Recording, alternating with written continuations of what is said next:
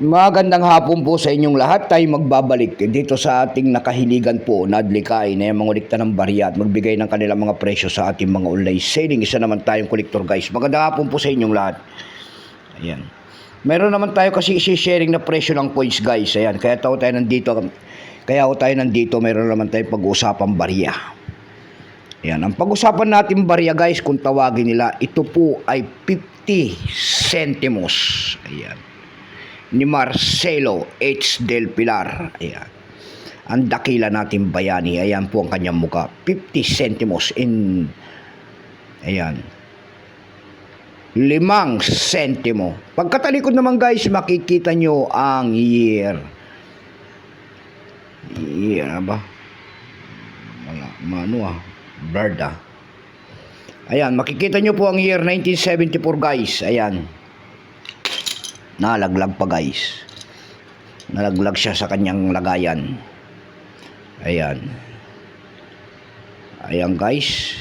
Year 1974. Ayan kanyang year. And then lumansilyo po guys ng BSP. Ayan. Nakita nyo po ang leon and then agila and then tatlong bituin. Ang leon po ay simbolo po ng Espanya. Yung agila po ay simbolo po ng Amerika. Yung tatlong bituin po Luzon, Visayas, Mindanao. Ayan. Pasamantala tayo muna ay magpapasalamat muna sa ating mga masugid na tagapagsubaybay dito sa ating YouTube channel. Lalo-lalo na ang aking mga subscriber dyan. Magandang hapon po sa inyong lahat. Ayan. Maraming salamat din po sa mga masugid kong manonood din dyan sa aking FB page. Ayan, lalo-lalo na ang aking mga nakapalo sa akin dyan. Thank you so much. Suportahan nyo sana ang ating FB page. Ayan. Ayan. Yun naman po sana hindi pa po nakapag-subscribe dito sa ating munting channel. Anyayaan ko lang sana kahit malaking tulong na po ubagay ang yung magagawa. Tulad na pagpindot ng ating subscribe button, like and share para ma-update ko naman kayo sa mga bago ko pang ilalabas na video about coins. Ayan, ano ba yung kuko ko na yan? Ayan. 5 sentimo po yan. Nagsimula ang years ito guys mula year 1967 hanggang 1974. Ayan, last year po itong hawak natin. Value po niyan 50 centimos po, currency piso 1967 up to date po. Kung ano materyales ang ginamit sa barya na yan, yan po ay nickel brass. Nabigat lamang itong 8 grams, may haba naman itong 27.5 mm, may kapal po naman itong 1.95 mm.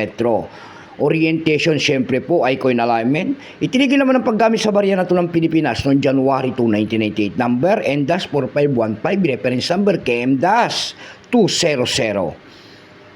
Ayan, ito pong year 1974 na ito guys, hindi po gawa dito sa Pilipinas to. Pinagawa po ng ating Pilipinas dyan po sa Denver and San Francisco men. Ayan.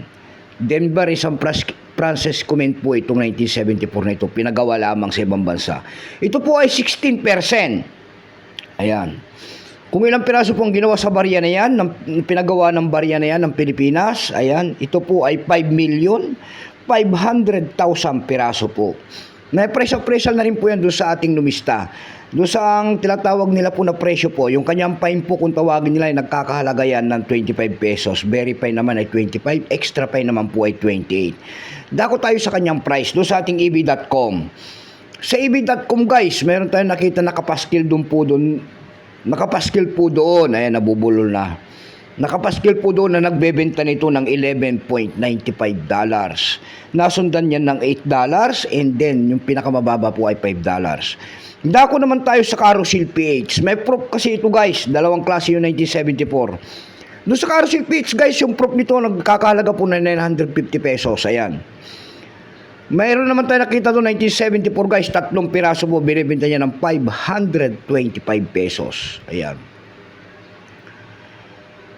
And nakakita naman tayo doon nagbebenta nitong year 1974 na ito ng 240 pesos po. Ayan. Yung pinakamababa po na bintahan doon na nakita natin ay 200 pesos. Ayan lamang po ang aking may babaging kanyang presyo. Keep safe po sa inyo lahat and God bless.